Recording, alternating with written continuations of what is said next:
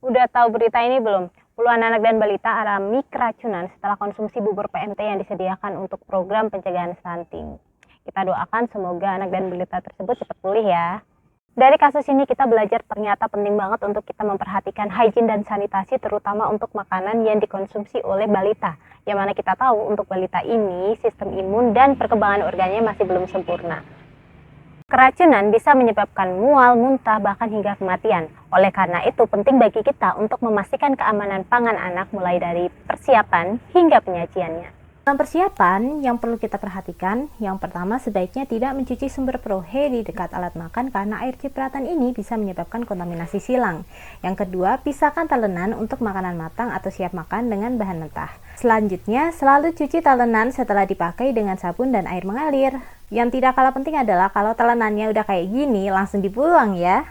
Dalam pembuatan MPASI, prinsip utamanya adalah kita memasak makanan sampai matang sempurna, terutama untuk protein hewani. Jangan sampai ada setengah matang atau bahkan mentah ya. Yang tidak kalah penting, Bunda juga harus tahu nih terkait danger zone. Danger zone adalah rentang suhu yang berbahaya, yaitu antara 5-60 derajat Celcius.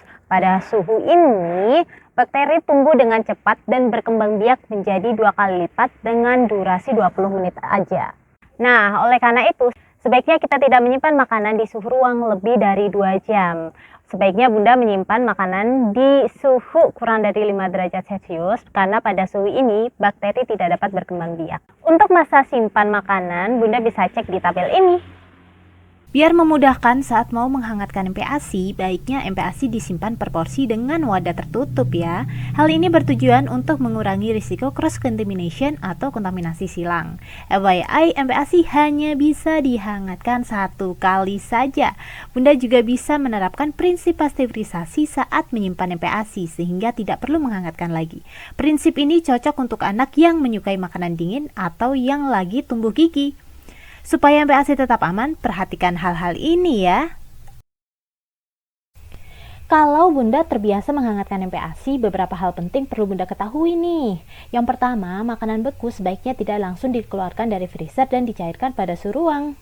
Thawing paling baik adalah dengan memindahkan dan mencairkan makanan di bagian kulkas bawah. Bila ingin lebih cepat, bisa direndam dalam air dingin. Hangatkan MPASI dengan cara mengukus atau menggunakan microwave. Aduk MPASI yang dikukus agar panas merata.